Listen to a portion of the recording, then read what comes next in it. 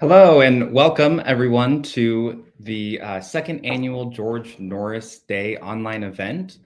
86 years ago today, the first unicameral legislature met in Nebraska after voters voted 2-1 to switch from a bicameral to a unicameral in our state. And in 1981, Nebraska lawmakers passed a law designating January 5th as George Norris Day, as a day to celebrate his life and legacy, as well as learn a little bit about some of the work he did. Here at Nonpartisan Nebraska, our focus is to promote the nonpartisan system that we have in our state, educate people about what that means, and help give them a little bit more access to their state legislature. And in doing that, we're going to be focusing primarily on Norris's work in instituting the unicameral, as well as sharing what his nonpartisan vision was for that institution. We have a number of different guests today. Next, we're going to be having Rachel Gibson with the League of Women Voters to talk about the work of the League of Women Voters, as well as different ways that citizens can get involved, contacting their state senators and watching the legislature. Returning State Senator Danielle Conrad is going to be with us as well. I'm personally very excited for Senator Conrad to come on. She's one of the first senators that I watched on the floor of the legislature when I was in high school.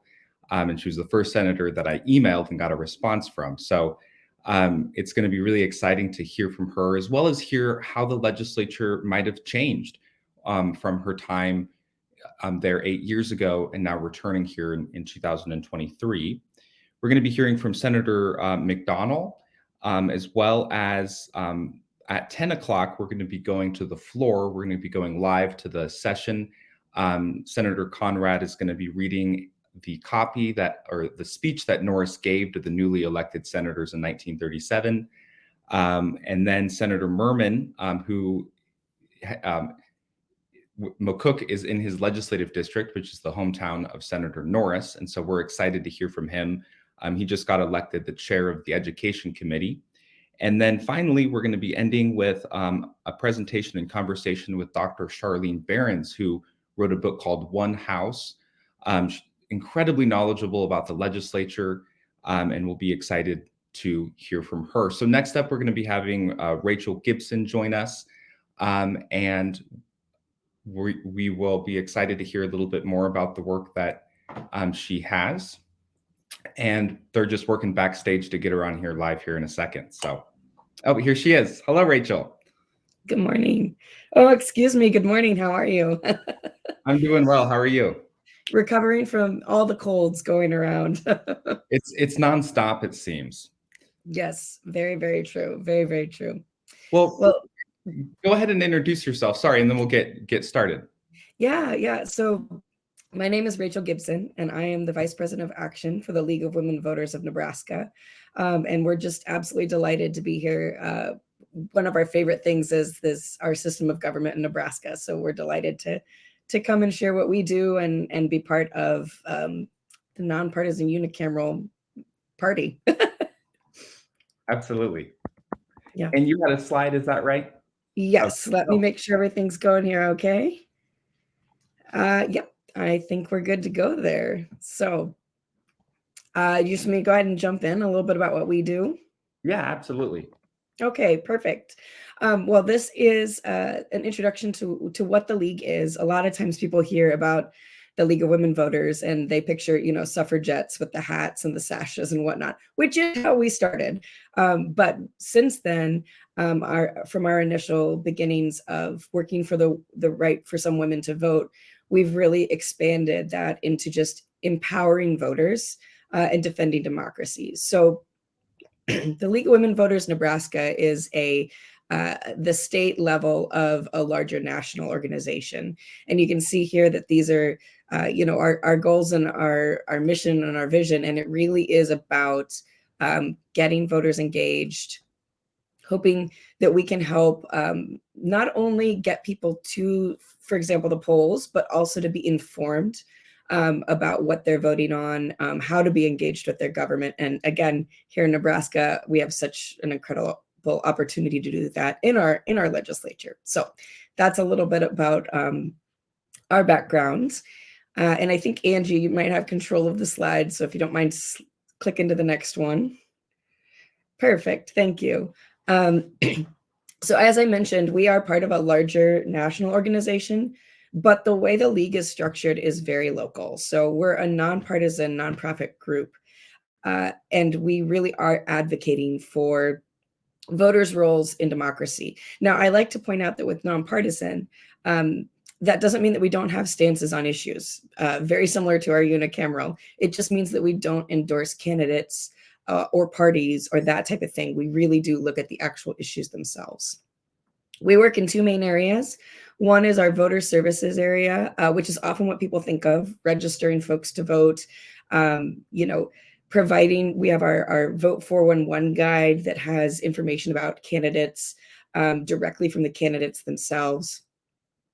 And then our other side is legislative advocacy, which is often what people is new to people.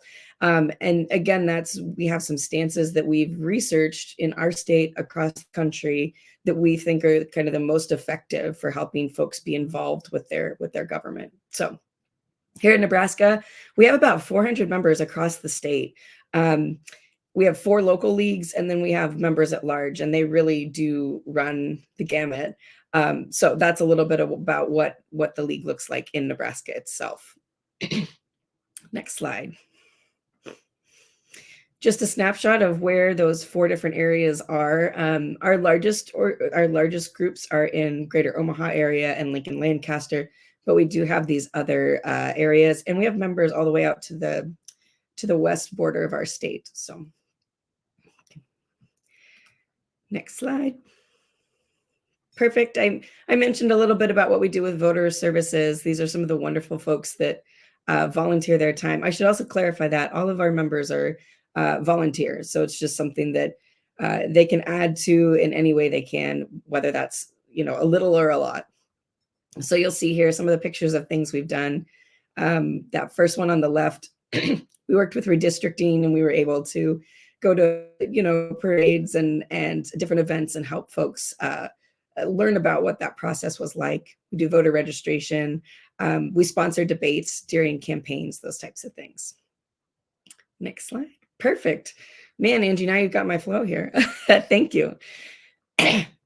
That other piece, that legislative advocacy piece, what that really looks like is that we follow the state legislature. We review all the bills that come out in the first 10 days, the craziness of the first 10 days.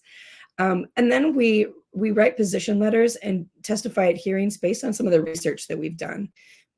Our goal really is to help provide information, help provide feedback to our senators from the perspective of Nebraskans. And so that's what we do when we're looking at these position letters and that type of thing. We also engage the media and educate the public. So for example, we have a great program right now called Schools 101, which is basically a crash course in how do public schools work? How are they funded? Who's in charge of them? Those types of things. So that falls under our advocacy of helping voters and helping Nebraskans know how their governments work. And then we have 6 different specific action teams. It's just a delight. I sent our first emails yesterday. We have about 50 people on our action teams, and they're from across the state, and they have just a huge variety of expertise. It's also just a great way to learn from other people. So that's our legislative advocacy. We also do partnerships, much like this. We love it when we can connect with other folks who also love democracy and empowering voters. So some of those, an example is the voter ID, helping educate the public in partnership on the initial ballot. And now that the voters have said they want voter ID, making sure that we're working with partners to make it as accessible as possible. You'll see that we've got our Meant to Represent. That was our redistricting push. And then we do some advocacy for national things like the John Lewis Voting Rights Act there. So, and our signature programs, I mentioned, excuse me, one of these earlier, Schools 101, that's one of our main programs. We also have a Government 101, and those are things that we can pop in and give, a 30-minute presentation to a 2-hour facilitated event, if you want, about those policy things. We also have our lunch and learns. You'll see it's an example there in the middle. We have one today. We're actually hearing from some folks from the Secretary of State's office about voter ID. We have our league observers, which is attending things like city council or other local groups and reporting back. And then we have a weekly television show, Go Vote Omaha, which is a lot of fun. And we do a huge range, whether it's interviewing folks in the community on certain issues, reproductive justice or redistricting or rank the vote, something like that. One time we put on a game show about, how does redistricting work? So we always try to do something kind of fun. And then finally, we also engage the media. So that's there's really a place for anybody at the league. So if you love to write, we do a lot of targeted op-eds, things like that. We also speak in interviews and things like that. And again, because we're very focused locally, a lot of that happens at the local level, which is exactly how this should work, right? People in communities talking about their communities in an informed way. So that's a lot of what we do. I will wrap up here with just a little bit about how to join us, if you like. This is a great place to start. Just a tip that when you do choose to join the League of Women Voters Nebraska, you'll actually join through your local league. And if you aren't in one of those 4 areas, you'll be a member at large. So join us. It's free to students. There's a minimal annual cost for other folks. And if that's ever a barrier, get in touch with us. We just want people to embrace democracy and help protect it. So we'll figure that out. A question I get a lot of times is, do I have to be a lady to join? No, absolutely not. If you love democracy and want to defend it, there's a place for you. And we have some really incredible advocates. A couple of our current legislators are actually both male and female, are part of the league. So, and then finally, follow us online. We try to keep a pretty active Twitter, particularly during session. So we will live tweet, or we'll link to somebody who's live tweeting what's happening. So, we recognize people have jobs and kids and all that sort of stuff. So if it's at the end of the day, you've got 10 minutes to read the thread about what happened today, that's what we're here for, is to help make that connection and help people be informed. So I'm so sorry my voice is so scratchy this morning, but that's a little bit about the league. Nathan, are there questions or anything else that you want me to talk about or anything like that? Yeah, I have a couple different questions, but first, my memory was jogged by the comment about doing debates. And so I have a couple questions about that, but I wanted to read from Senator Norris's autobiography because I found this to be really interesting. So he's talking about in his early education, and he says, so at Mount Carmel School, there was a debating society composed mainly of farmers, which met every Thursday night. This is in Ohio. Such debating societies flourished widely throughout the country. They were the natural offspring of the old form of town hall meetings, which gave such vigor to American colonial life, and which stimulated so much interest in public discussion. They were healthy and invaluable to the development of American citizenship and to American political progress. Their gradual decline has been a loss to the nation. And I kind of thought that was really interesting to think about. In today's climate, can you imagine having, I think it would be really good for us if we had more of a culture of having people come together and learn how to debate and talk about these issues in a public sphere. And so I was going to ask, how many folks are you? I know across the country, it seems that we've been finding it more difficult to get certain politicians to respond to these questionnaires that organizations like you send out or engage in these debates. Can you talk about that? Is that just a small minority of the cases, or do you want to provide some background for that? Yeah, absolutely. That's a great question, because that is something that particularly with the growth of our media landscape, and social media, we're kind of able to pick the subset of information we want to know and hear about.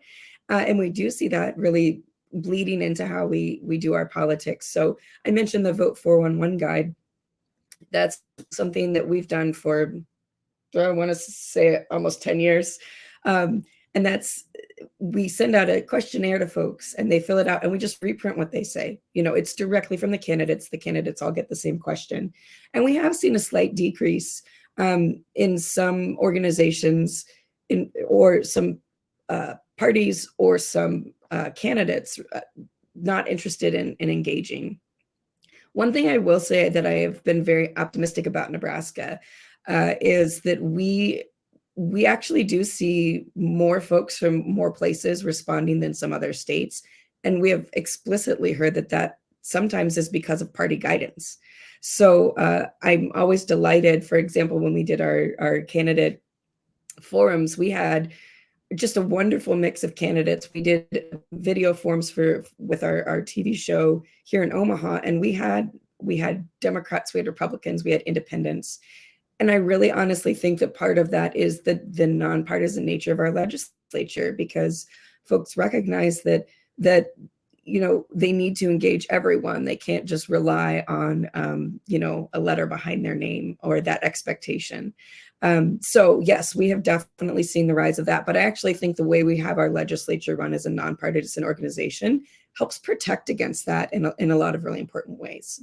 And I should also say we have some great national candidates who have also engaged and some who haven't. So we're always happy to see when people recognize that our goal is just to get information directly from the candidate to the public. Excellent. That's really interesting. And I think you're right about that. Not only is the party affiliation not on the ballot, although that's public information, you can look it up, it's reported in the media, but candidates compete in a top 2 open primary. And so they can't just, you can't just say, well, it's fine, I'll get elected because of that. My party will vote for me. You actually have to work for it. And I think for a lot of Nebraskans, that makes a lot of sense. Unfortunately, there's some folks that don't like it, I think just because it makes their job a little harder, but it's true. And that's such a great example of a lot of times folks talk about that of, well, what does nonpartisan mean? Everyone knows what parties people are from. But our system in Nebraska has some really functional pieces. And I'm probably talking about stuff that you'll jump into later today, but that is a perfect example. And I'm thinking back to this most recent election, and we had at least 2 districts that had 2 candidates of the same party. And they had different answers to our vote 411 questions. And that was such a great example of who's the most reflective of your community, who really is going to represent your community. And if that happens to be one of a person from one particular party of 2 candidates, then that's who you should be considering. So I think that's an excellent point. Yeah, and especially in some of these legislative districts that are predominantly one party already. I mean, I'm from Kearney, and the chances of someone that's more progressive or a registered Democrat getting elected to the legislature are just a lot smaller because of the party registration background or breakdown. And so on one hand, it's like, well, do you want to have, they say like a sacrificial lamb of a candidate who just gets on the ballot for show, and then the election is decided in the primary where not everyone's able to vote or does vote? Or do you have that more competitive general election where the top 2 most popular candidates, regardless of party, compete? It seems to be working pretty well in our state since 1937 when they instituted it. I did have a question about some of the research that you had mentioned, and I wanted to ask if you're interested in a bill or an issue in the legislature, where's the best source of information that you can go to do some of that research so you can get an educated and well-balanced perspective on legislation like that? Oh, that's such a great question. I think part of it is where's the bill in the process, which I know is a very technical answer, but my thought there is for a lot of folks, they might be starting to pay attention when things actually get to the floor. So when we've moved to that second, we're past the hearing part. It's kind of more in the news that the entire legislature is going to debate. One of the most fantastic things about that is what's called the committee statement. And forgive me for all those who already know what I'm talking about, but it's just such a great resource. You can go directly to a bill that you're looking at on our legislative website, And up on the top right, there's a little thing that says committee statement. And what that does is give kind of a summary of what the bill intends to do. And then it lists who is there in support or opposition. And that's such a great place to kind of get a sense of like, okay, if there's a bill that's related to agriculture, and it really is a bunch of agriculture folks coming in and farmers coming in to speak on behalf, that gives a really good indicator. It also gives a good jumping point for places to look for more information. So that's, the league has stances on lots of different things, but we don't have a stance on everything. So we're a good place that, if we're listed as someone who's for or against a bill, that's something we've done a little more research on. And so maybe then it's a Google to a website or that type of thing. So I personally love the committee statement. And really, ultimately, the answer to that, I think, is the people in our state, the experts in our state that do those things. So whether that's, groups or lobbies or organizations or directly asking teachers or whoever it might be. So the committee statement is kind of a good place to start from that. And then also just, knowing who's in your community, asking community members, if you know a teacher and you want to get, hey, their 2 cents on what this would look like, this bill that would reduce student loan debt for a teacher, what would that actually looks like? And I think that gets back to your point earlier about talking to folks. I think that a lot of times we get trained that we're not supposed to talk about, religion and politics in polite society. But I think some of the issue with that is we've been so trained that we've forgot how to talk to each other and to have a different perspective. So I think it's a really great place to start from that. This is what you do. What do you think about this? How would this impact you? That type of thing. Excellent. And Rachel, we had a last minute change. Senator Conrad is going to be reading a copy of that speech. And so she's going to be working on that a little bit. If you don't mind, can we continue our conversation? And she might be coming on later. We might just kind of chit chat for a little bit. Is that okay? Sure, totally fine. Who knows where it'll go, but I'm always willing to talk about anything, especially like the unicamera, which I love very much. Yeah. So what got you started in getting involved in the league? Oh, yes. I love this question because I feel like I have an experience that a lot of people do, which is for quite a while, my husband and I both worked outside the home. We had kids who were in school. We were interested. We always voted. We did what we could to stay up to date, but we didn't really feel like we knew where to start or felt like we had the time to be involved with our government, especially our local government. So when the pandemic hit, we kind of we have 2 little ones, and we looked at each other and we were thinking, someone needs to stay home and help with teaching these kids distance learning. And my husband's a pediatrician, which was a needed profession at the time. So I was the one who ended up staying home. And I thought, I really want to explore this a little more and stumbled on the league because it was during an election year. And I was getting so frustrated about trying to find a nonpartisan resource where I could just hear from candidates.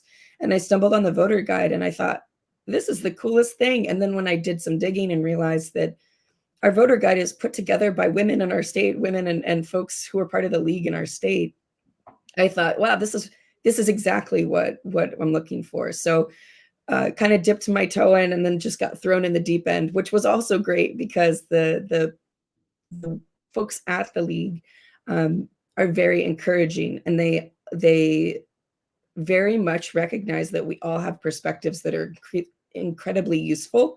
And so the goal is to really help you understand how to navigate the system. So that's a little bit how I got involved, and then just kind of got brought along as I kind of asked questions, and they said, hey, it sounds like you really like policy. Do you want to help out with legislative stuff? And then got rolling on redistricting and met some incredible folks. And so that's kind of how I got involved. But all that is to say that one of the biggest things that I learned from that was, while I spend a good amount of my time doing this, we have members who spend maybe an hour a week because that's what they can offer. And that is amazing.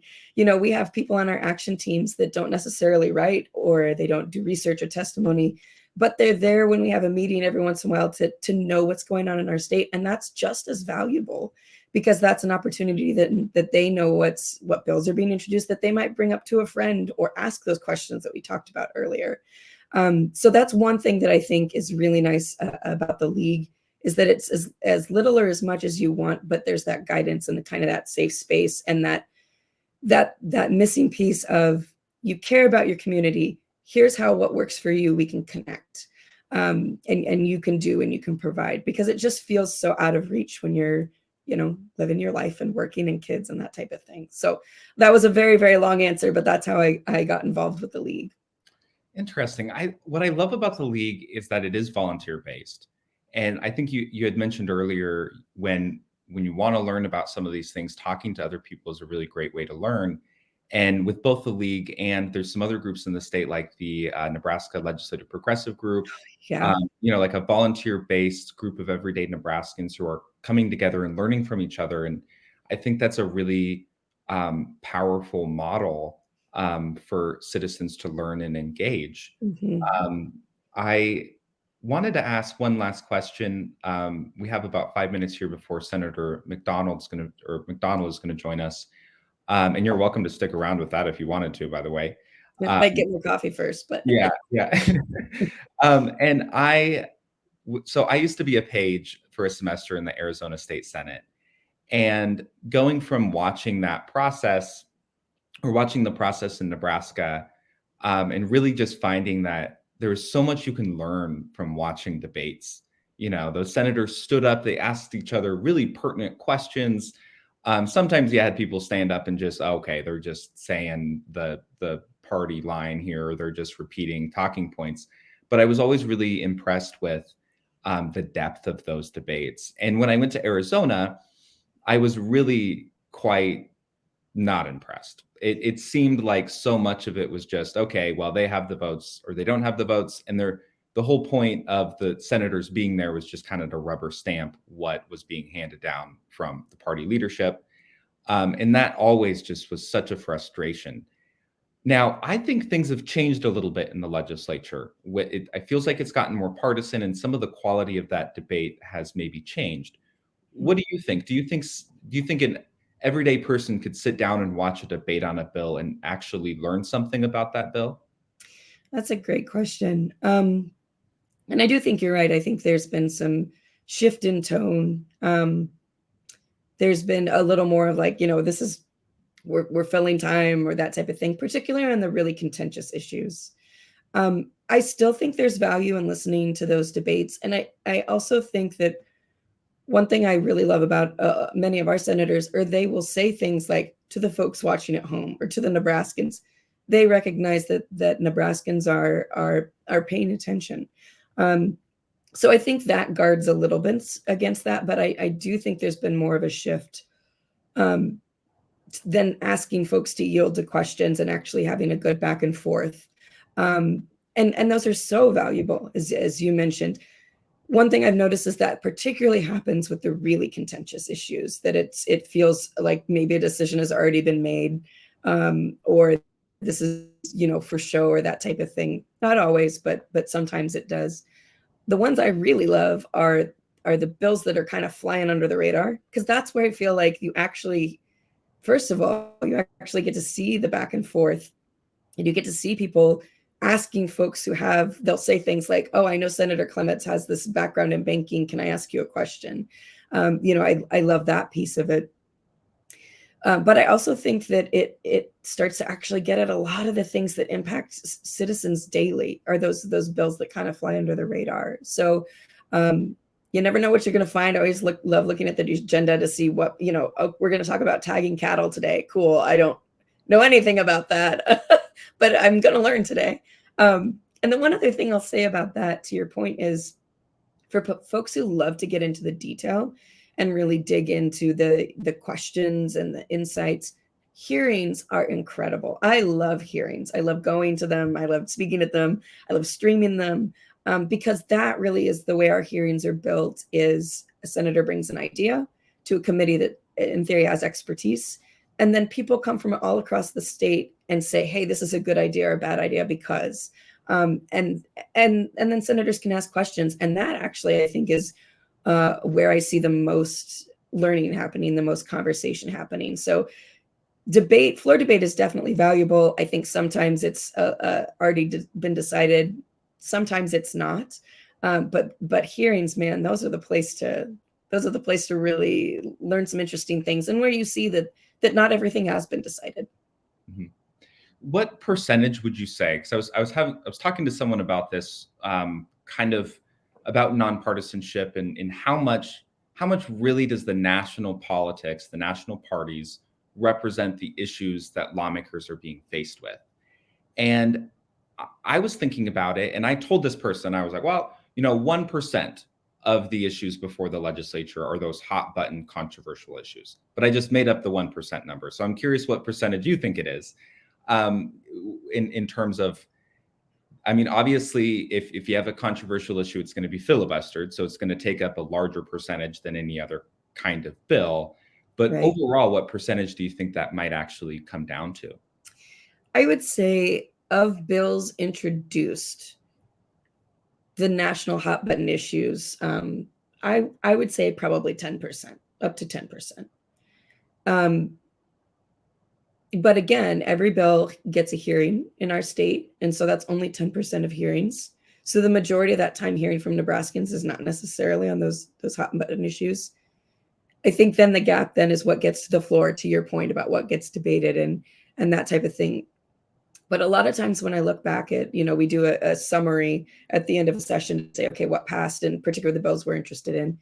When I look at the the bills that actually move forward, I'd say I would lean more towards that 1%. I really think it's a minority at the end of the day of what we actually pass and work on, um, are those big hot button issues. So that's a great point and an interesting way to think about it. I don't know if I've ever thought about it that way, but yeah, I think it's a minority, even though it might get the most oxygen because it's the most contentious. Yeah, yeah. Well, and it's interesting to me because if we're making decisions based on who we put in leadership and in the kinds of folks that we're putting into the legislature to deal with issues that represent 1% of what they're actually going to do, it makes you think how capable are is that attitude or are those senators going to be in dealing with the 90% of the highly technical, complicated issues that we need them to be able to work on in order for us to have the best legislation for our state. I think people don't think about that very often, just everyday folks, because we're so used to politics being about whatever is going to get people angry and excited. And really, like, practically, that's not really what the whole thing's about. So, well, I Yeah, really appreciate you taking the time to come on here. We have Senator McDonald up next, and I think we're going to go to a brief break while we wait for him to join us.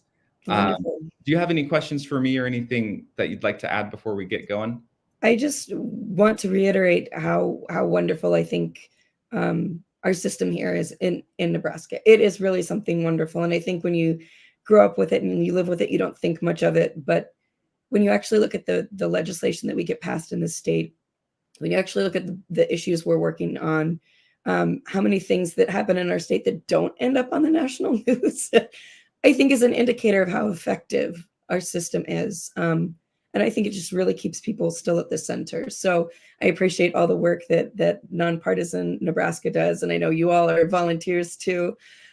So I appreciate the work that's done, and I just encourage everybody to talk up our unicorn of a unicameral to other folks, because it really is something special.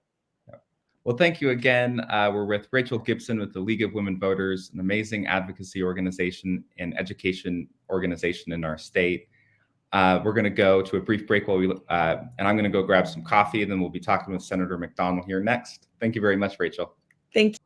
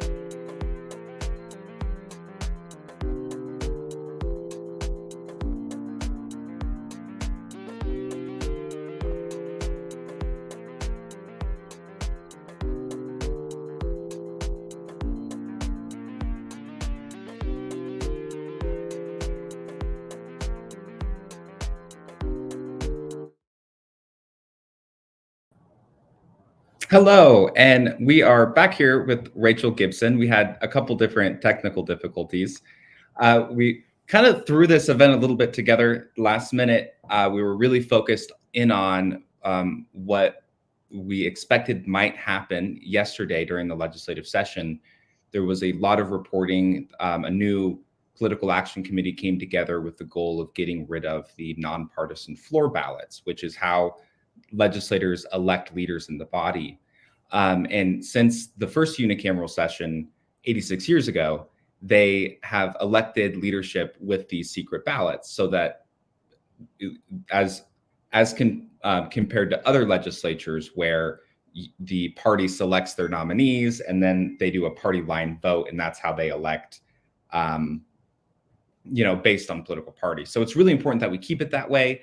And fortunately, it was reported that they decided not to do it on the first day. And so all the energy I had parliamentary briefs. I indexed like every single point of order and ruling of the chair in 1937. It was like just a little bit too much.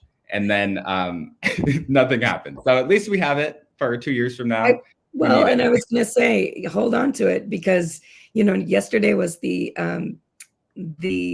adoption of the temporary rules, but the rules will be revisited shortly for the permanent for the next 2 years. So hang on to it because we might need it. Yeah, absolutely. And it's interesting what they did yesterday. Normally, they adopt the temporary rules for the day only. And then the next day, they adopt them until the 12th day or whatever it is. And so, but this year, they adopted it until the 12th day on that first day, which I think is good because then we're not revisiting the same thing the next day after having done it. Like normally the adoption of the temporary rules is just like, it's a rubber stamp. It's not even controversial at all. So it's only been in recent years that some folks have gotten of a mind that they think they need to turn that into a controversial issue. Yeah. Rachel, we're heading into a pretty interesting session. Can you talk about some of the things that people might want to look out for as we move along with the session? Yeah, yes, we are entering an interesting session. There are definitely some issues that are on people's radar. For example, with the recent Dobbs decision, abortion and women's access to healthcare is definitely going to be a conversation. If you'll recall, last session, there was a bill brought to be what was called a trigger bill, which would have outlawed abortion as soon as Roe versus Wade was overturned by the Supreme Court or there was national legislation. That did not pass by a very, very, very tiny margin. And there was a group that then said, we will definitely have a special session then if Dobbs or if Roe versus Wade is overturned. That didn't come to fruition, which was unexpected. And so we know that folks still obviously have some intention to bring bills that would restrict at different levels access to abortion care. So that'll definitely be one of the big issues that we're looking at. Another that we'll definitely see is the what's called constitutional carry, which is open carry and concealed carry, but without any sort of regulation. So basically, you can have your gun where you can see it or not see it anywhere. And that bill has been brought a few times, but that there's already 2 senators who have said that's their main priority. So that's always an interesting day at the Capitol because people bring their guns. So those are 2 for sure of the big issues that we'll see. I think there are a few that are have been flying under the radar that are now becoming more evident, and I am guessing we will hear more about this in the governor's speech today. Education. I think education, there's been kind of this underlying rumble about how we fund education, who has authority in education, this concept of school privatization or school choice. I say that very loosely because that means a big thing. That is something that has surprisingly come top of mind, particularly from the governor's perspective. He talks a lot about it. And with yesterday, we saw that our previous education chair was voted out of her post for a different chair of that committee, which further indicated, I think we're going to have some unexpected focus in that area of education. So those are kind of the three main ones that are on my radar. Are there ones that they're popping up for you?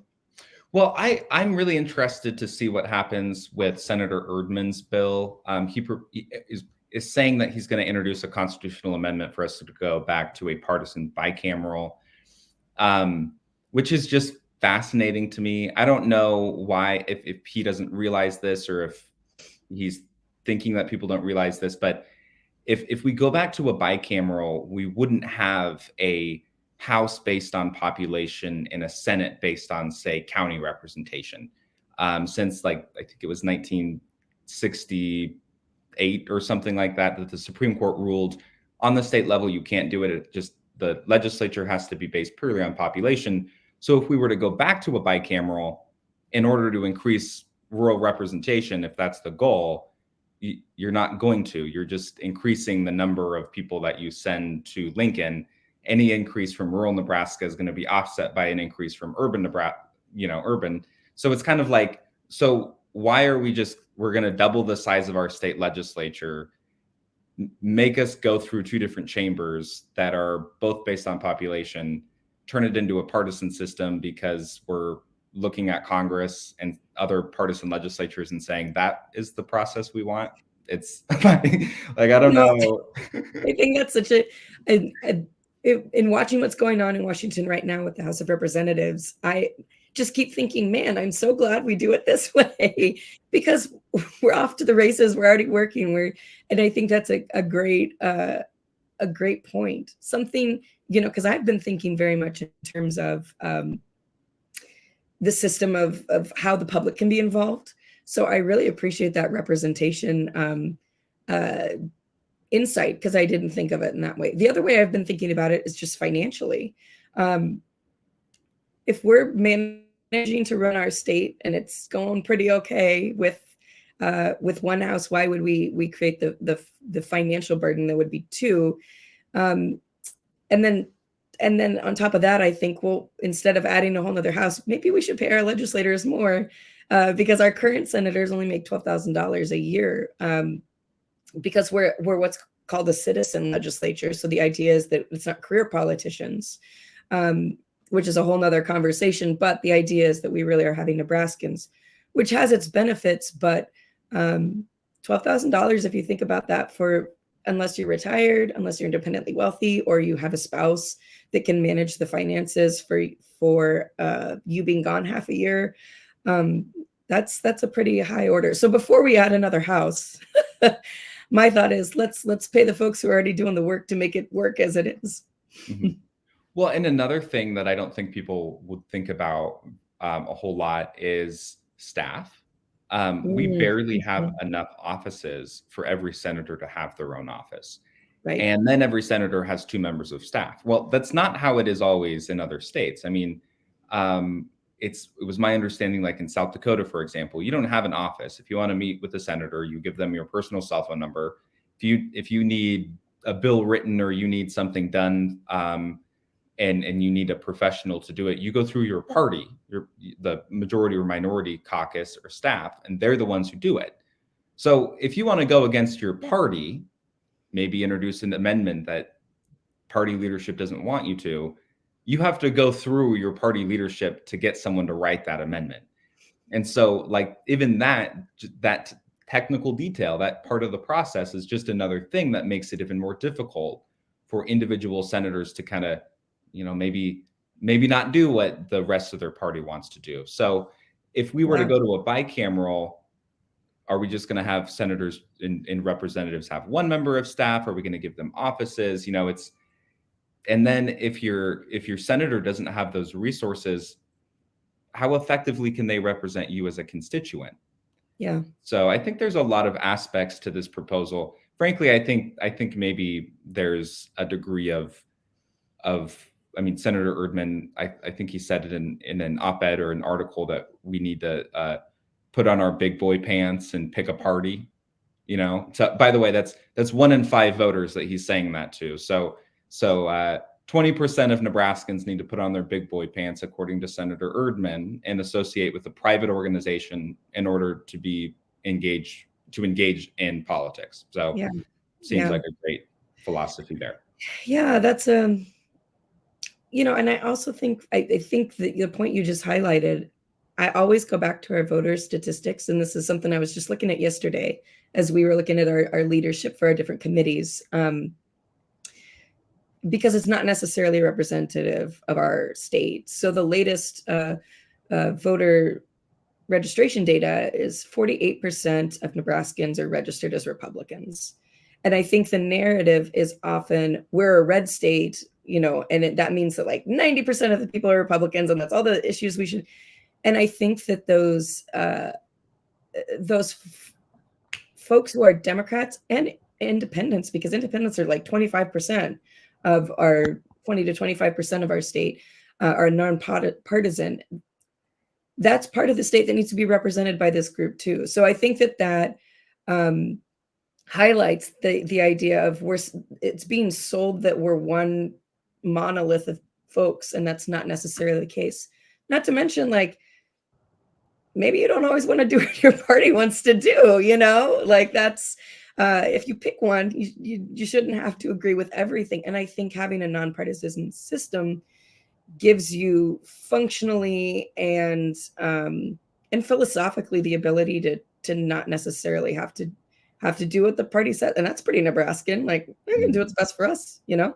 Well, and especially, you know, even if at most 10% of legislation has to do with issues that you could say maybe fall under the Republican and Democratic national platforms, what about everything else? You know, so it's going to be really interesting to see where that bill goes. I'm kind of excited. I don't think there's any chance that amendment would pass on the floor, let alone pass a vote of the people. It would need 30 votes from the legislature, and then a majority of Nebraskans would vote for it. But it does give us an opportunity to go to the committee and testify, and to get folks who support our unicameral on the record and being vocal, both in the media and at the committee, and then around the kitchen table, about why it is we have a unicameral legislature and the history of that and the importance of it. I'm very confident, and I'm confident that the vast majority of Nebraskans see the sense in what we do here, and so I'm really not too worried about that piece of legislation. I think it'll be an interesting dialogue. So yeah, and some of the things I've heard from last session on a similar type of bill was, you know, other states have gotten this done this much faster on a certain bill, and I don't honestly think it will make anything faster or more efficient, regardless of what bill or party you're coming from. I think it's gonna bog things down. I also always think about there's some districts where we had one candidate run. Are there frankly enough people who want to serve genuinely for their community and commit that time in all of our communities? And I don't know if there are. So, you know, quality over quantity, I suppose. Well, that's the theory, is you get 49, a small group of people. In our case, we have 49 senators. And rather than have a big group of people who all have very little resources and very little expertise, the philosophy that Norris had was to give, like stateswomen, senators who have that resource, have that specialization, and then give them the resources they need to be effective. So yeah. And the other thing I was going to mention is the time, like when it comes to government and the legislature, being more efficient is not necessarily what we want. And if anyone has watched our unicameral process and is worried that it's too efficient for not having a second house, they have not watched very closely. Right. Yes. Yes. Yeah, we make up for that lack of Absolutely. second house with our nonpartisan system, our strong committee process, requirements that I think it's 5 days before a bill can be passed from when it's introduced. I mean, there's a lot of internal checks and balances we put in there that make it so our system is not too efficient. Right. Right. And I think that something else that would open the door to is another governing body, particularly with what I just mentioned about the shortage, if you will, of people who are wanting to go into public service and can afford to do that in the way we've set it up. That opens the door for more outside funding, more folks who can bankroll or ask, or it would open the door for more people who maybe were running not because they wanted to serve their community, because it was opportunity and someone said, hey, I'll finance this for you. And I think that offsets the balance of power even more so. So I think it's also a concern from a campaign finance standpoint as well. I think that's something we're already concerned about in this state. When we look at just the races we've had this last session, there were some interesting groups and coalitions that got put together and funding. And I think the two governing bodies would just add more to that. Yeah, yeah. So I've heard that this past election we broke records again on the amount of money that was spent in an election during a primary, or excuse me, a midterm election. Are you familiar with that issue at all? Yes, I don't know the exact numbers, but yes, we did. And one of the things that struck me when we were looking at some of that data was it was also local races. So things like school board that is not compensated, that's not a paid job. The amount of money required to run a campaign for a school board has grown exponentially. And that makes it so that people who are in communities and want to represent folks, they have to have some other funding source. They're not getting paid for the work that they're getting hired to do, but if they're asking $10,000 to run a school board campaign, that's just going to keep growing. So yes, we definitely saw more money being put in, and particularly on the legislative level, and then those other kind of more local races like school board and things like that. Well, it's really concerning when you see that jump. I know it seems like there might be a philosophical difference between with some folks about the amount of money that is acceptable in an election. Kind of this First Amendment idea that everyone should be able, if you have money and you want to spend it, why shouldn't you be able to? But I mean, my question is, at what point is too much, right? Yeah. Like if we're just getting more, if we're just breaking record, and we have like communities of political scientists who study this issue that say this is terrible, are we just going to let it keep happening? Like, is that? And I think that again goes back to our system of, our concept is a citizen legislature, because it's the citizens that can come and say, these are our issues, these are our concerns. At some point, it makes it impossible for a significant portion of our population to be part of our government. And we are our government. So I think that really highlights that that issue, that there's already a challenge to being involved in public service. There's a lot that you give up. You have to go through the campaign process. It's a huge honor, but if it's financially devastating to a family or to a person to run, that's just a financial decision that you decide not to make. So I completely agree. It's, and I don't know how to fix that. You should talk to Gavin Geis from Common Cause. He's the money guy. Whenever I have questions, I go to him. But I think your point is well taken. Oh, it looks like they're doing some stuff on the floor here. We're not I'm not exactly sure when Senator Conrad's going to make her point of personal privilege. a point of personal privilege is when a senator has something that they want to bring to the attention of the legislature that has to do with the integrity of the institution or their integrity.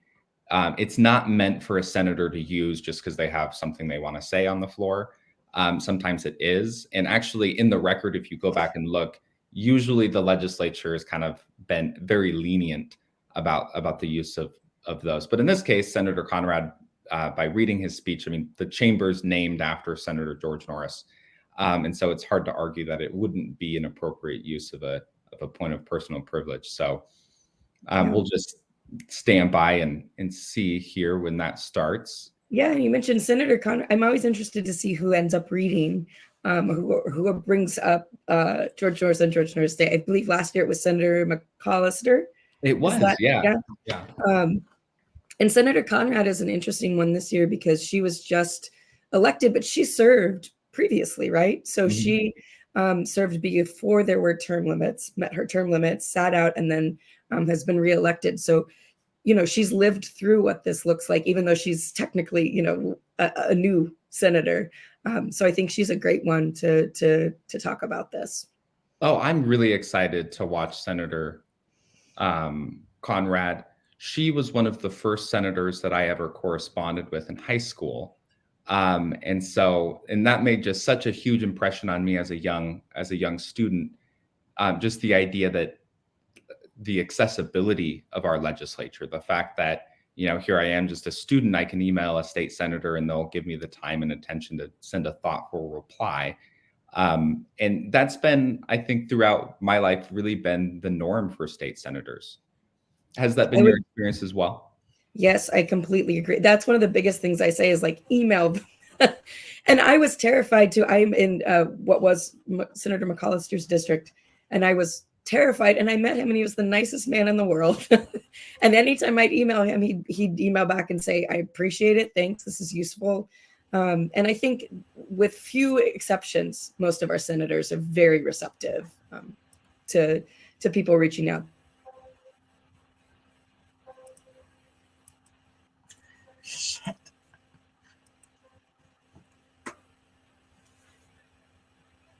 Sorry. The stream here is going a little wonky, and I'm trying to get, because I think Senator Conrad is going on her thing, but StreamYard has decided to mess up right at this moment. So let me try to get this.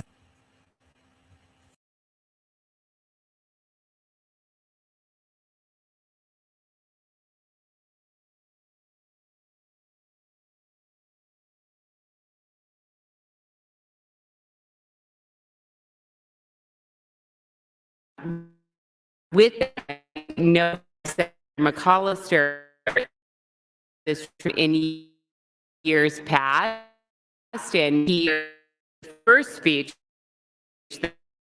I guess 1937, I will it for yourself in the record, or we'd be happy to go ahead and pass it out so that people can have that available. But I think it's right to not only recognize this day in our state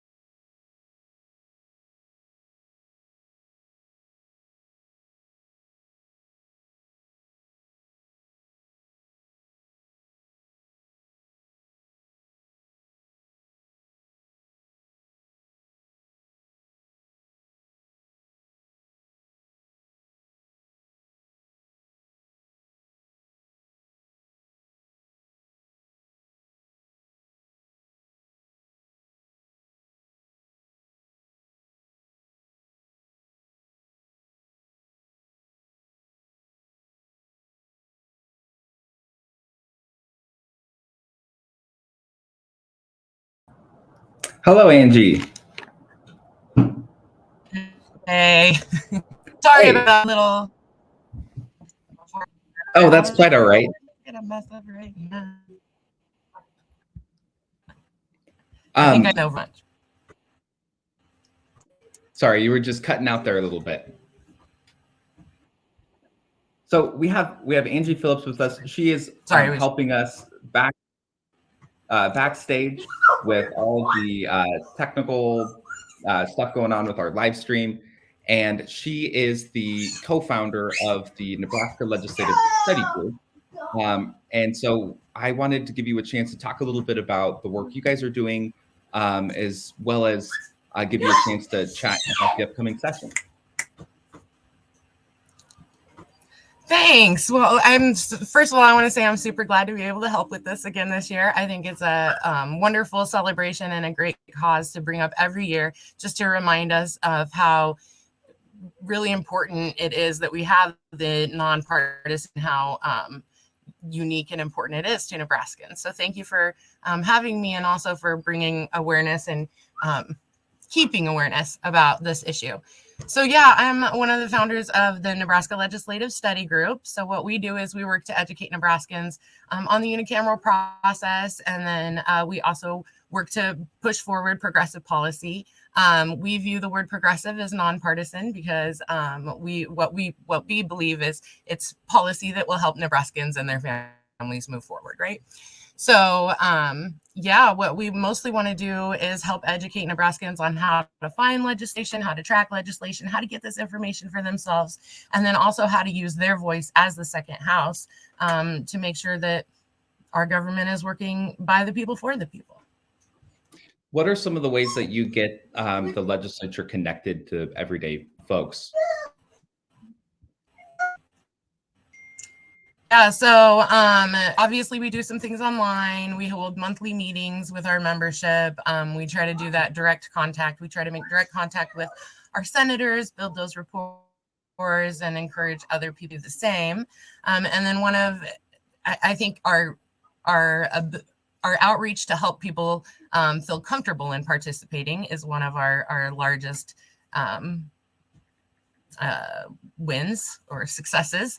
And then I think the other thing that people really value or appreciate a study group is that we do live stream the recordings onto social media.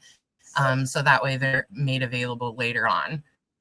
Currently, right now, Nebraska Public Media live streams the legislature, but there's no recording of it.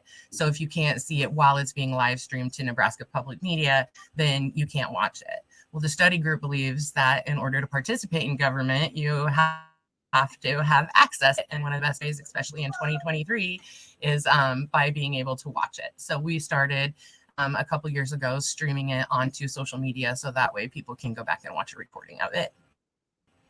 Wow, and it's my understanding there was a bill last session that would have the state legislature actually do that, where they record and preserve the video. Can you talk a little bit about where that bill is, or if you expect something like that to be introduced again this session? Sure. So unfortunately, it did not make it last year. It was introduced by Senator Brewer. The study group definitely supported it. One of our co-founders, Cindy Maxwell Osdick, she talked with Senator Brewer about it a lot, as well as, the clerk and everybody she could. We really advocated to try to get that forward, but it doesn't appear as though the legislature is quite ready to make that move yet. And it just didn't make it very far. We are hoping to talk to senators. We're not aware quite yet if Senator Brewer will be bringing it back this year. If he does, we would definitely support that, but definitely legislation that will continue to try and push for, because we do think that it's important that people can watch what happens for themselves on their own time. Yeah, and it's so... And I think some of the concern... Go ahead. I was just going to say, I think some of the concern, from legislators is that video will be recorded against them, be politicized and used against them in a political manner, which our rebuttal to that is kind of like, it's already out there, we record it and we restream it. So we might as well make it an official document. So that way, if somebody does have a recording and cut it or do something weird to it, then the legislature would have that protection of having that official, record. Well, it's been my experience that being able to sit and watch the legislature or the committee hearings, and Rachel spoke about this earlier too, is it's such a rich way to learn about not just the legislative process, but also some of the more technical issues that lawmakers are facing.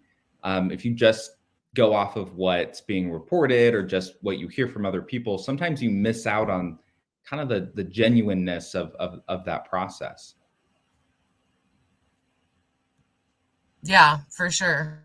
For sure. And that's actually one of the contributing factors to why I started the study group, is because there came a point when I just felt like I couldn't get real honest answers out of anyone. Like I kind of felt like, both sides were leaning it their favor. And I'm like, look, I just want the information so I can judge for myself if this is good for my family.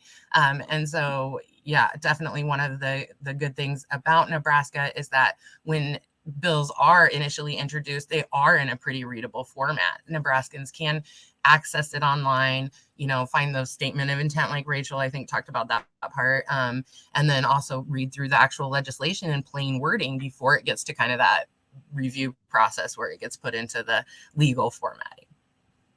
So we're on the second day today. How long do senators have to introduce bills, and what should we expect to be the next few steps along the journey of this 90-day legislative session? Yeah, so I heard you and Rachel talk a little bit earlier about the secret ballot and the rules. So that'll be interesting to follow up and watch. I have it on pretty good authority that it will still be coming, and that we should all kind of be preparing for that public hearing on the rules. And then this first 10 days, it goes really fast because they'll start to introduce all of the legislation, right? So what we'll work on doing is looking at that legislation and seeing, this is what gets introduced. And then that legislation will get assigned to a committee. We have 13 standing committees. And then we have a committee called the Committee on Committees. So the Committee on Committees assigns legislation to a committee, which will then hold a public hearing. And that is really one of the most powerful moments that we have to be able as citizens to have our opinions heard on that testimony, because then we can meet with those senators before it's even debated on the floor and give our opinions and views on that legislation. So that's kind of our focus right at the beginning of the session. I also want to mention that I see that Charlene has joined us. So well, let's have her join. Ready to go when she's ready. Okay. Yeah, let's do that.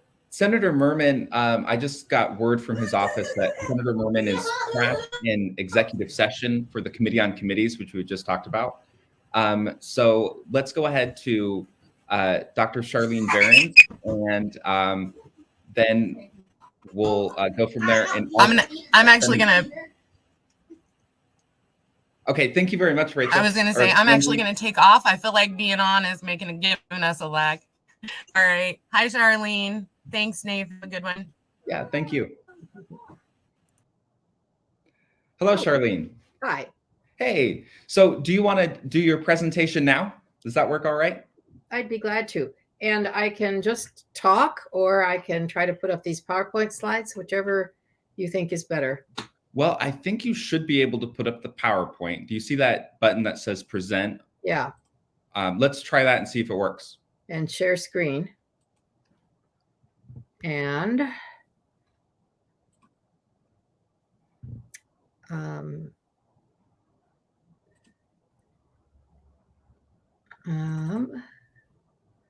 let's see if this.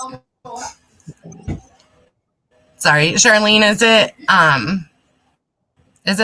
what kind of slide is it? Is it like a Google present? Is it? It's PowerPoint. PowerPoint show.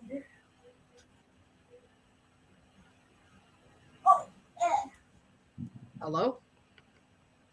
Yeah, sorry. I was trying to see if maybe we had it from before, but I don't see it on the file.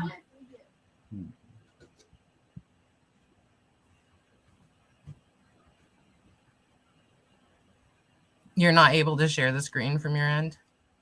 I don't know. I mean, I tried. Let me see here once more. Share screen. I just opened this in Chrome, and so I haven't tried it before. And I should be able to click on, I don't know what I'm supposed to do now. There should be so does it give you like the option of what screen to click on or what tab? Yep. Screen one. If you click on the Chrome and then the tab you want to share, and then there should be a box on the bottom that says okay. share Well, audio. this isn't going to work because my presentation is sitting on my desktop and I can't get at it. So that's the way it goes. Doesn't matter. Okay. Sorry about that. Thank you anyway. Okay, so do you want to talk a little bit about the history of the unicameral legislature? Yeah, let's do that. Okay. Well, we haven't always been like this. I think it's important to remind people that we didn't start out with a unicameral, a nonpartisan unicameral. We started out with a two-house partisan legislature, just like all the other states, and the U.S. Congress. And we're the only ones that adopted this new format.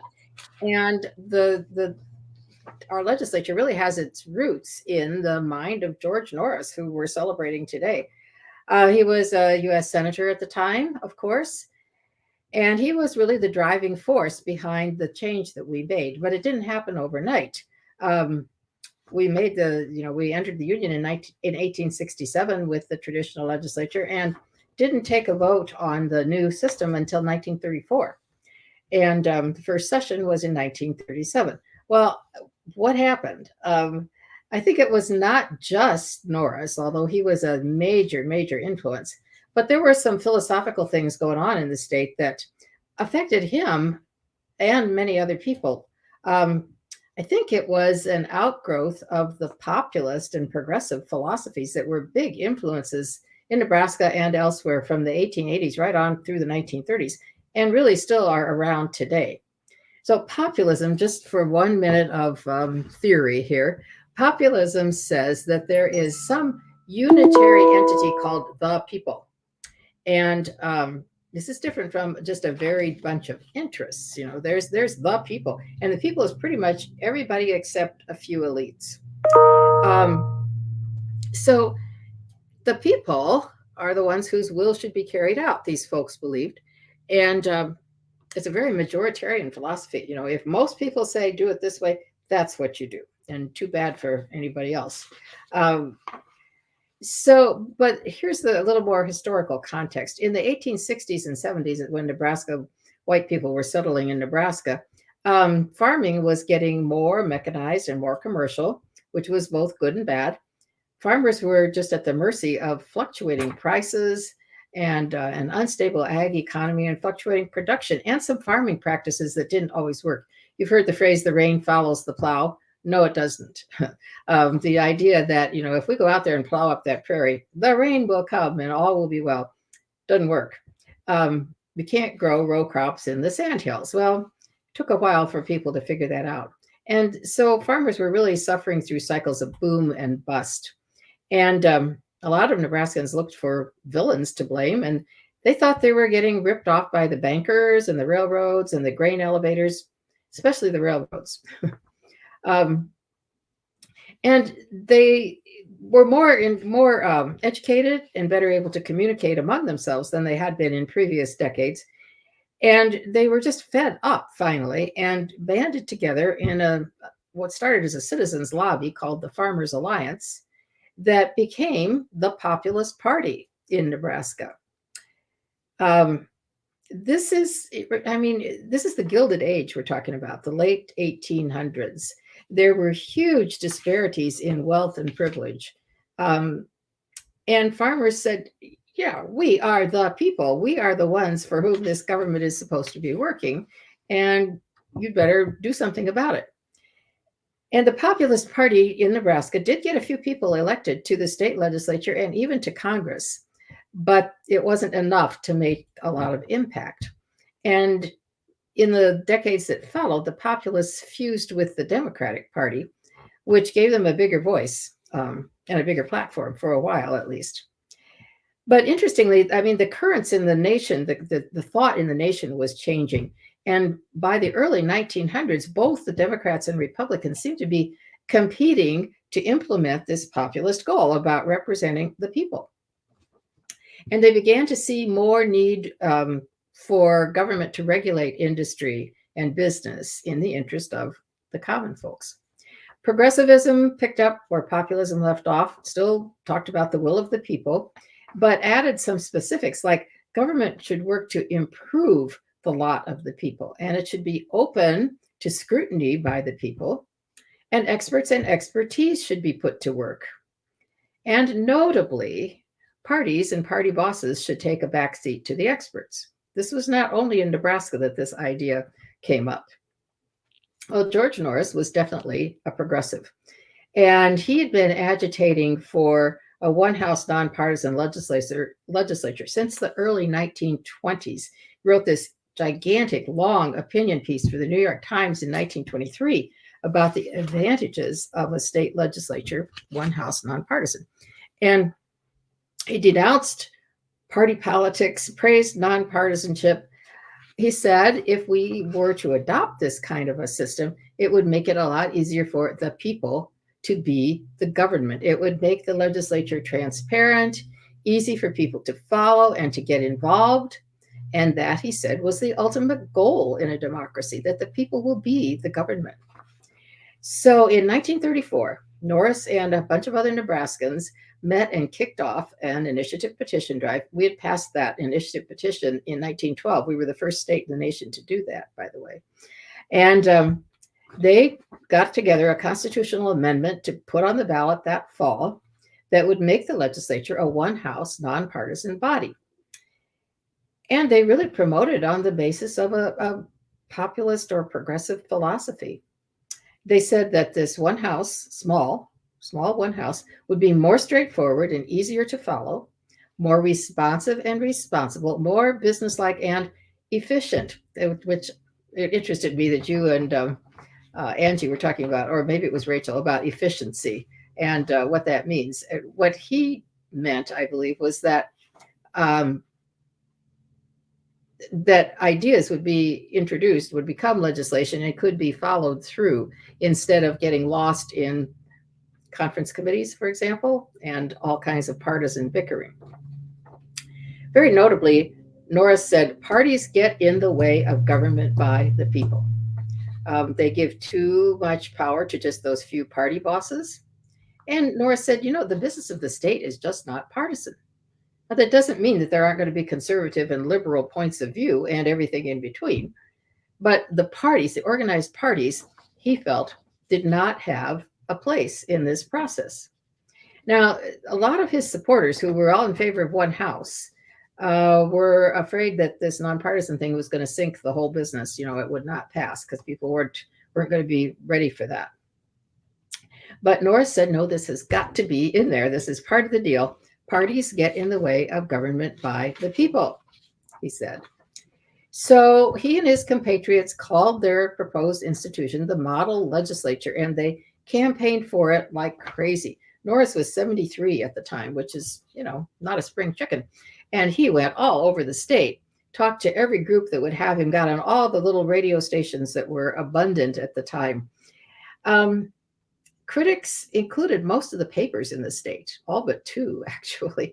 And it looked as if this was just not going to go anywhere. It was going to be, it's too hard to overcome the status quo with something like this. But when election day came, the amendment was approved by almost 60% of the voters. And two other amendments on the ballot also passed. One of them repealed prohibition. The federal government had done that, but the states had to ratify, so we did that. And the other one legalized pari-mutuel betting in the state.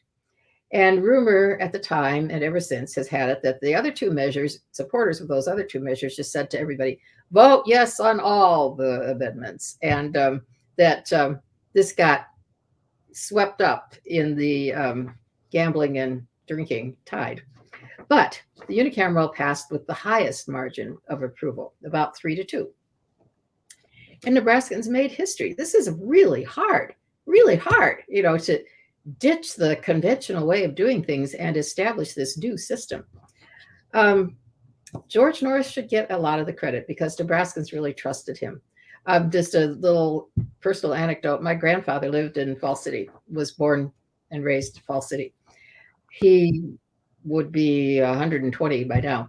But I remember when I was little, younger at any rate, talking to him about Nebraska's legislature. And he brought up George Norris. And my grandpa, an ardent conservative, ardent Republican, thought George Norris was just fabulous. He was a good guy, independent, and represented Nebraskans.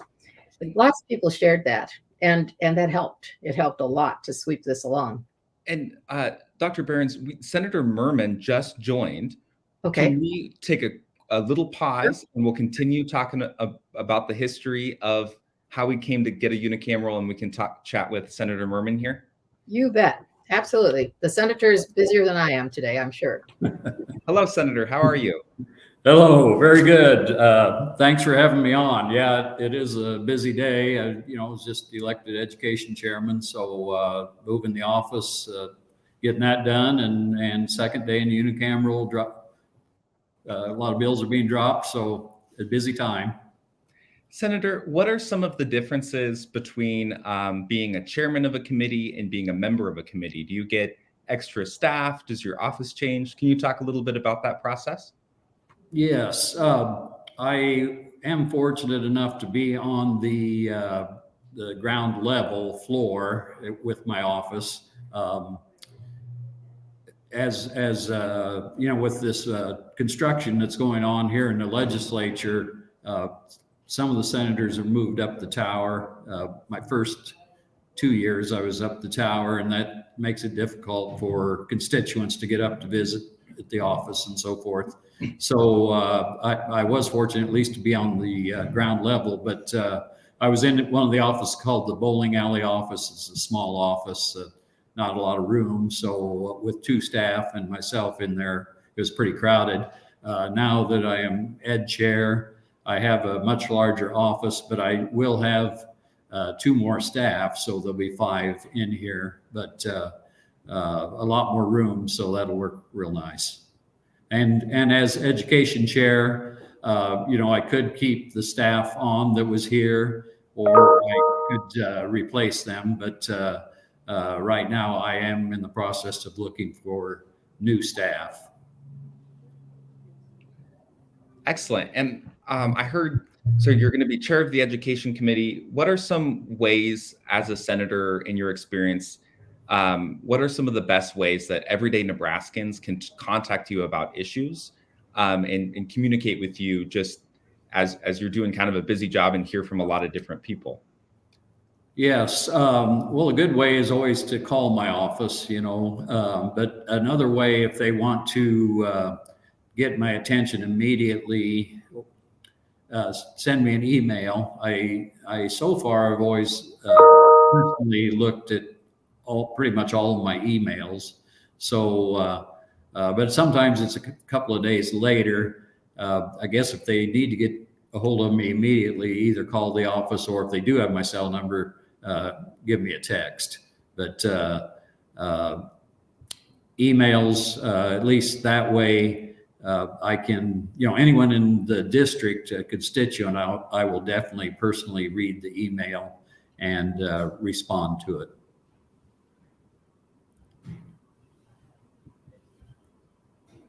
And Dr. Behrens, I was going to give you a chance to ask a question if you wanted. What are we talking? I'm going to start talking issues as opposed to institutional stuff here, I guess. But what do you anticipate will be the first major issue that the legislature will take up this session? Boy, I have no idea what the first issue will be. It's up to Senator Arch as the speaker to make the schedule of legislative debate. And I guess we start committee hearings next week, but I don't even know, what will be the first issues coming to committee right now. So a little bit too early yet to know those things. Do you think that the rules debate will take you set a limit, the legislature set a limit on it yesterday. Do you think it will take that long or even longer? I think the limit yesterday was by January 20th, we were going to vote on permanent rules. So as far as I know, it'll be January 20th or close to that date, but I don't have any other inside information on that. But I was glad to see that at least yesterday we were able to go ahead and proceed and didn't have any holdups yesterday. And if we do change the rules for transparent voting, all transparent voting, that will take effect in 2025, 2 years from now. And I was really concerned that we would do it on that first day, since it would remove the opportunity for a public hearing.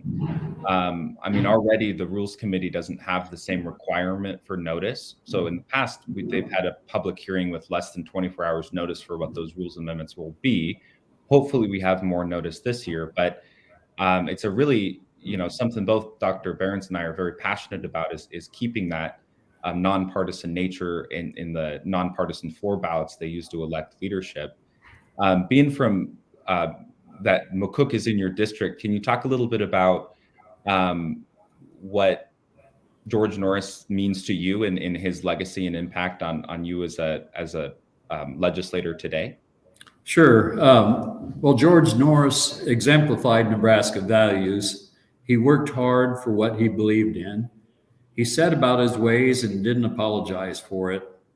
He is perhaps the most revered political figure who has chosen to live in our state. And perhaps the most important lesson we can gather from Norris today is that you can disagree without being disagreeable. Senator Norris envisioned politics to be a professional, gentlemanly, or gentlewomanly endeavor with respect and willingness to work with colleagues. No legislative body is perfect, but perhaps his greatest legacy is that he maintained the respects of those who came after him. And that's, why we're still talking about him today. Consider some of the votes that Norris cast during his time in the U.S. Senate, particularly his staunch anti-war stances at that time. This is a position that likely earned him some scorn among some, but it did not stop him from his advocacy. The tenacity that Senator Norris showed was admirable. Upon leaving elected office and having lost the primary, George Norris is said to have remarked, "I have done my best to repudiate wrong and evil in government affairs." So thank you very much for having me on, and I probably ought to get back up there to the chamber, but I appreciate it, and it's a great day to be celebrating the legacy of George W. Norris. Absolutely. Well, thank you very much. Having me on, Nathan. Yeah, thank you. Go ahead. Yeah. Have a great day, you guys. Thank you. Yeah, thanks a lot. It reminds me, Dr. Behrens, of it was mentioned, or Senator Merman mentioned, that Norris had a very strong anti-war stance. And in his autobiography, he talks about, there's a chapter called Death Kissed by Filibuster. And it talks about when Norris led the filibuster against a bill by President Wilson to arm merchant ships, which he believed would have entangled the United States in the war. Well, back then, they didn't have a cloture motion. So when you filibustered a bill, you were filibustering before the Congress was about to adjourn, because they had to adjourn at a certain time. And so, this was a days-long filibuster.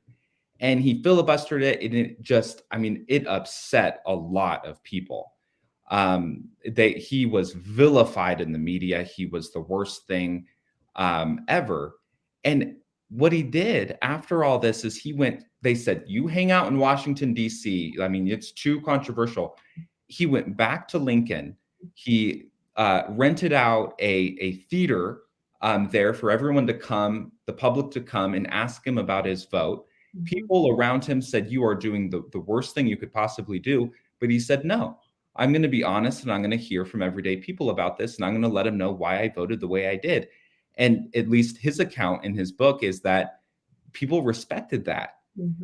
In fact, he said he offered to resign. He said, we can do you do a vote, you can recall me. I know that's not provided in statute, but we do a vote. And if the majority of people say they want me gone, I'll resign. I mean, you just don't see politicians do stuff like that anymore today. Well, but that really speaks to the reputation that he had, that people trusted him. He said, I've come home to tell you what I did and why I did it and explain myself. And they took him at his word. They may not have agreed with him yet, but they trusted that he was telling the truth and that he was being honest with them. And and he was willing to quit. He just laid it all on the line. So that was pretty remarkable for sure. He was an amazing man. Don't you wish we could have known him personally? Oh, yeah. Yeah. Great guy. So, and he also, in addition to that anti-war thing in the Congress, though, he also was responsible largely for the Tennessee Valley Authority, that built the dams and stopped the flooding that was just making havoc out of people's lives in so many states in the South there. And he was the guy behind the Rural Electrification Association that brought power to farmers all over rural America. Those are huge achievements that still make a difference to people today. What he wanted to do, he said, was help people's lives be better, and that's a very much a part of that progressive notion in the early 1900s and right through the New Deal. I mean, it was in the early 1900s that we got wage and hour laws and child labor laws and workplace, vaguely workplace protection laws, all those things that's food and drug laws, safe food and drug laws, things that were designed to make people's lives better, not just up to that point, the government had really been designed to keep our foreign enemies away and keep us from killing each other. Beyond that, go ahead, make as much money as you can, look out for yourselves because this is the land of the free, and government shouldn't get in your way. Well, people decided there was a balance to be had there, that it might be good for government to get in the way occasionally. And Norris was definitely part of that philosophy, I believe.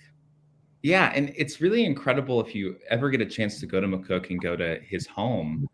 I mean, this was one of the leading politicians in the country. He was in Congress for 40 years. And his home, you walk through there and you see his life. He did not live a life of someone that you would think was as impactful as he was. He was an incredibly humble man. And he grew up in poverty and really understood the challenges that people face if they're not born into a wealthy family, and he just had that compassion. It was very remarkable to see, even in his home. So, yeah, it was. And what we have today in the unicameral reflects very, very much, what Norris set up in that amendment and in his influence. He was never part of the unicameral. He was serving in Congress, but he was definitely influential in the way they wrote the rules. The idea that every bill would have a hearing, all the kinds of things that made it open and accessible to people and let the people get involved. And I want to go back to conference committees for a minute. He really hated conference committees. And let me just say briefly what that means. In a two-house legislature, the two houses will take on the same issue and they'll each pass a bill, but they're not usually identical. Well, then you have to have a few members from each house get together in a conference committee and iron that out, and come out with a bill then that has to go back to both houses, cannot be amended anymore, just has to be voted yes or no. And Norris thought that was terrible, that was just a few people in that conference committee where they were making decisions that the rest of the group had nothing to say about anymore. He also thought that that was where the lobbyists had a heyday, because there were only a few people that they had to influence at that point. And so they could really get in there. And he talked about how he thought that at the end of the day, the members of the conference committee had the checks and the lobbyists had the balances when it came to something like that. He was really, really suspicious of conference committees. He also thought that parties made it easier for lobbyists to be influential because, again, if they could control the leaders in the party, the leaders would control everybody else. And, they would be, they didn't have to work very hard by comparison. And a big legislature too, because in a big legislature, you've got to have some people with more power than others.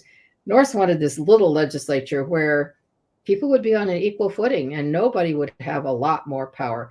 Well, over the years, as the workload got heavier and communications got faster and, times changed, the legislature has had to give a few people a little more power because you can't keep up otherwise. But if you read the legislative journals from those discussions when they were trying to decide to give the speaker more power, for instance, you can see them reflecting exactly the things that Norris was concerned about, that you didn't want to make some people in charge and everybody else just the followers. And it's a philosophical dilemma that they have to wrestle with anytime they decide to change that structure a little bit. Senator Merman mentioned, I think he used the term, it's funny how whenever you have issues like this, people have to come up with terms that sound, the most appealing to their perspective on it. And Senator Merman had said transparent votes with regards to the leadership. Can you talk a little bit about the history of that ballot vote and how it impacts the legislature? Those of us who are really concerned about nonpartisanship believe that this changing to a roll call vote for legislative leaders, the speaker and the committee chairs, would be a real threat to nonpartisanship, because if you must vote in public for the leaders of the committees and the speaker, and everybody knows how you voted, well, the parties are going to be right there looking over your shoulder. And the parties have become much more involved with elections, particularly since term limits took effect. And so it would be easy for the party to say, hey, you didn't vote our way on this, and you're not going to get our support then the next time you run, or as you advance an issue that you're concerned about or whatever. So there's that. There's also the idea that if you're truly a nonpartisan legislature and you don't care which party somebody is from to elect them leader. What you want is the person who knows the most about an issue, has the best experience that's related, is the most has the most leadership skills, and so forth. Now, we all know that everybody in the legislature is a member of either the Democratic or Republican parties. You can see that, as you mentioned earlier. But I'm sorry, I just got distracted here by that little pop-up. And so, because they are members of one party or the other, you would expect that the Republicans likely are going to be more conservative and the Democrats more liberal. But that's still a long, long ways from just electing the whole structure based on party and running the place based on party. The farther away from that we stay, the more true we are to the principles behind this thing. And yes, it was Norris's idea, but it's not like, Norris is a god whom we revere. The people of the state voted for this overwhelmingly, and we have maintained it and supported it for close to 100 years. And it works for us. So keeping it as nonpartisan as possible helps it continue to function in a way that really serves the people. That was a long answer. No, it was perfect. Yeah, it's so important. I think, and it's frustrating that many or a lot of the issues related to this idea of nonpartisanship are what might be described as wonky or technical. They're not easy necessarily to just throw in a talking point and expect people to get it and understand why it's important. It Yeah. requires us to really educate people about what it means. And so I love talking about it to people. So that's kind of fun for me, but it's not great from a political perspective. It would be nice if it was a little catchier. Yeah.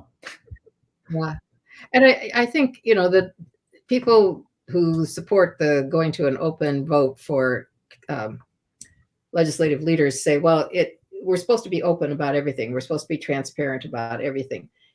And I believe that is absolutely true when they're making public policy. Absolutely true. We need to know how everybody's voting and what they support.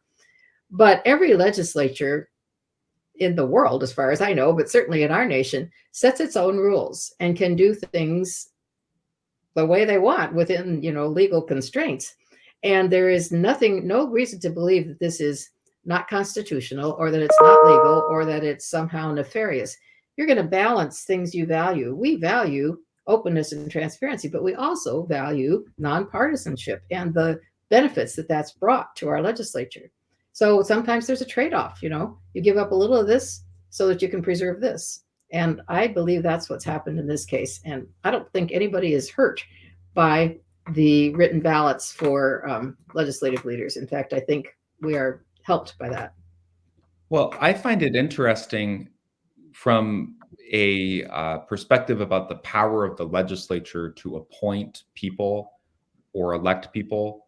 Part of that comes down also to hiring staff. I mean, if we want to claim that electing people with a ballot is unconstitutional, that it has to be a floor vote, it has to be recorded, what about staff? Should we require senators to release all of the resumes that they have submitted and why they made a decision about staffing? I mean, ultimately, that's just like a leadership position. Those are positions that we give to people, and there has to be a little bit of confidentiality in order to maintain the integrity of that process. That's why we do it for elections. That's why we do it for hiring staff as well. I don't know if lawmakers some of them really are getting that, though. Yeah. Yep, I know. And I really do believe that term limits have had a terrible effect on the nonpartisan nature of our legislature. I think that the fact, because it's hard to defeat an incumbent, whether it's for the legislature or Congress or the school board. I mean, it's just hard. Incumbents have name recognition. They've got a record to run on. They've got all that. So usually what people did was wait until there was an open seat, till the incumbent decided not to run again. And then it's a lot easier. You're up against somebody else who's more equal to you in experience and background. Well, now we all know when there's going to be an open seat, and the parties know, and the special interests know. And so they can go out and find candidates that they believe really, really will strongly support the party's philosophies. And I think we can see that in terms of what goes on. And I'm not implying that there's a corruption here, that then the senators will just do anything the party says in order to keep the money. But, somebody gives you a bunch of money and helps you run for office and get elected. Do you think you're going to listen to them? Well, yeah, you are. I mean, that's just natural. And you should. If somebody supports you, you owe them an ear at least. And it is just really been difficult. And then, of course, too, we've got the national spirit of the times. We have such a divided electorate right now, and that spills over into our state too. Well, we're at 11 o'clock, which is the end of what we were hoping to do for our programming today. Dr. Behrens, thank you so much for coming on and talking with us, sharing about the history, and then also our conversation, both just between the two of us and then also with Senator Merman. It's very much appreciated. Glad to do it.